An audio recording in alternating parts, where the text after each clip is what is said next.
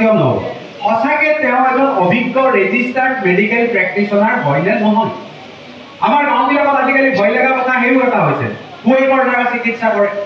ফাৰ্মাসীৰ পৰা চিকিৎসা কৰে ফাৰ্মাসী বুধিলে টেবলেট খাই দিলে মেলেৰিয়া হোৱা বুলি কোৱাৰ পিছতো মেলেৰিয়াৰ কোনো ঔষধ ড'জ নাজানাকে তেওঁলোকে ঔষধ দিয়ে আমাৰ ঔষধৰ আমি প্ৰতিজ্ঞাবদ্ধ হ'ব লাগিব যে যিকোনো কাৰণতে আমাৰ ওচৰে পাজৰে থকা লেতেৰা পানী য'ত জমা হ'ব পাৰে আমি এইবিলাক নাইকিয়া কৰোঁ যে মেলেৰিয়া ৰোগৰ পিছত যদি মেলেৰিয়া ৰোগ তথাপিতো হৈ যায় তেতিয়া আপোনালোকৰ এতিয়াও কিছুমান পৰ্যায় আছে বহুতে ঘৰত থাকি পিনে পূজাৰী বুলি আমি সদায় নিজকে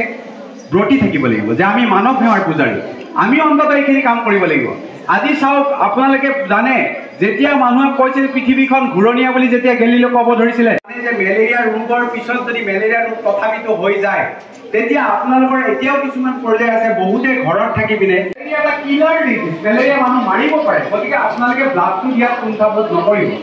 মই আটাইকে অনুৰোধ জনাইছো আমাৰ কণ মাইনাসকলকো অনুৰোধ জনাইছো যে তোমালোকৰ যেতিয়া জ্বৰ হয়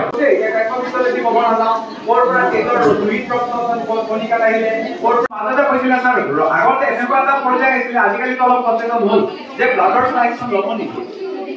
ফ্লাইটখন ল'লে ভয় কৰে বুলি কয় কিন্তু ব্লাডৰ ফ্লাইটখন যাওঁ দাদা খাই লওঁ গতিকে আমি এইটো পৰ্যায়ত কিন্তু আমাৰ সচেতনতাৰ অভাৱ হৈছে আমাৰ কি হয় যে মেলেৰিয়া